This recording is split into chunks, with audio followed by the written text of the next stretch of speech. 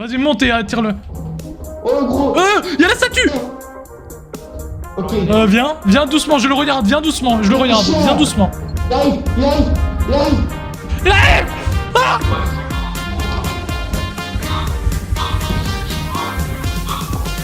Soyez témoins. Téléporte-moi. Soyez Téléporte-moi, bordel. Y'a un attentat, téléporte-moi.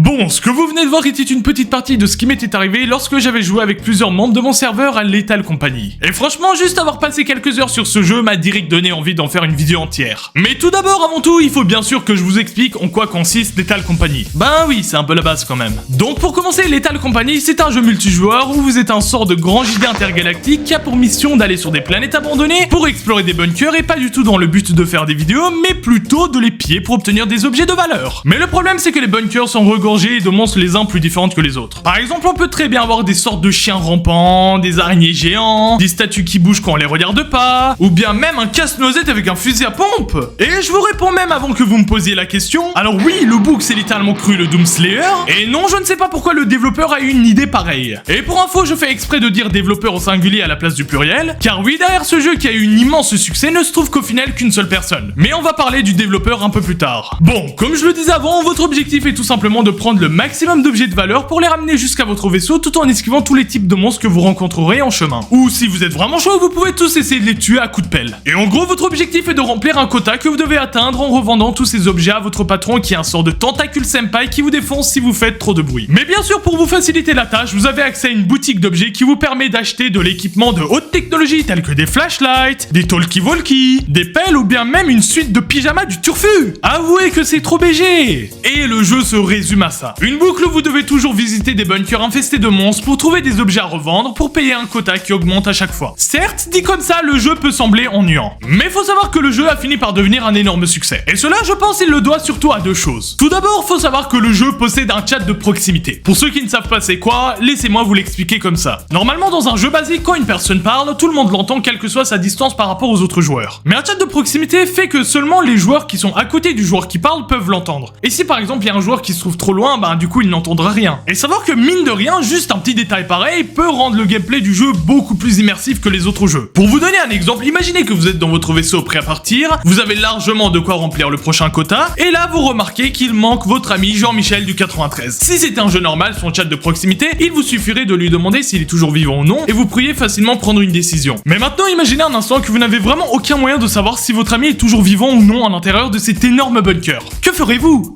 Réponse A. Ah, sacré Jean-Michel. J'irai à sa recherche pour voir s'il est toujours vivant au péril de ma vie. Réponse B. Oh non, je préfère attendre dans le vaisseau. Réponse C. Je me barre sans lui et je vole sa carte au tacos. C'était la réponse C. Comme vous pouvez le voir, juste le chat de proximité nous permet d'avoir plus de 3 solutions pour un problème qui, de base, pourrait être facilement résolu. Et la seconde chose pour moi qui a aidé Lethal Company à devenir célèbre est le fait que ce soit un jeu qui possède des niveaux générés procéduralement. Donc en gros, vous ne pourrez jamais vraiment apprendre par cœur l'intérieur d'un bâtiment. Car à chaque fois que vous lancerez une game, l'intérieur des bunkers changeront et vous ne reconnaîtrez plus rien. Et ça rend le jeu clairement moins ennuyant. Et comme vous l'aurez compris, le secret derrière le succès de Lethal Company est grâce au mélange de ces deux éléments. L'immersion et le hasard. Bien sûr, il y a d'autres facteurs qui sont importants comme le style rétro du jeu, des références à d'autres œuvres via les monstres, mais c'est un peu tout. Ah oui, j'ai oublié de dire, mais le jeu a déjà des milliers de modes qui vous permettent de customiser votre jeu pour vous permettre de créer les situations les plus absurdes possibles. Et oui, vous pouvez totalement faire un battle de regard avec Goku pendant que votre pote déguisé en Mario se bat avec un insecte qui chante Despacito. Et oui, c'est totalement possible. Bon bref, je m'égare un peu, c'est bien joli d'avoir analysé en quoi consiste le jeu, mais maintenant j'aimerais un peu revenir sur un truc dont j'avais parlé un peu plus tôt dans la vidéo. Comme j'avais pu vous le dire, Lethal Company est un jeu qui a été développé par qu'une seule personne. Et savoir ça,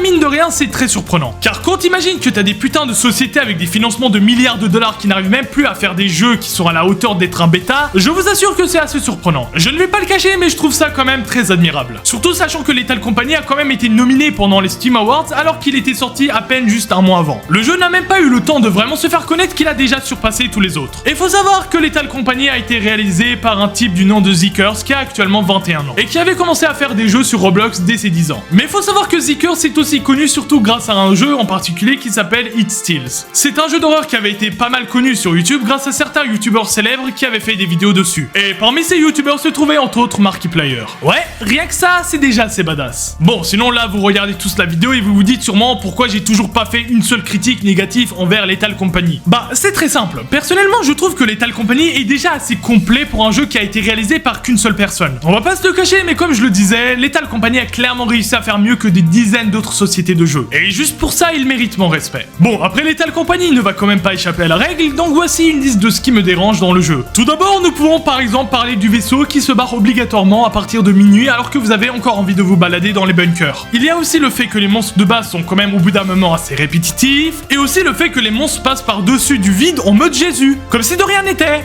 Il y a aussi comme problème le fait qu'on soit obligé de passer par un mode pour pouvoir jouer avec plus de 4 joueurs, etc. Et c'est un peu tout ce que j'avais à dire à propos de Lethal Company pour cet épisode. J'irai sûrement refaire des games dessus à l'avenir avec mon serveur, donc comme à mon habitude, je vais mettre le lien du serveur Discord dans la description, et j'espère que vous avez apprécié la vidéo, et je vous dis à une prochaine fois, et passez une bonne journée.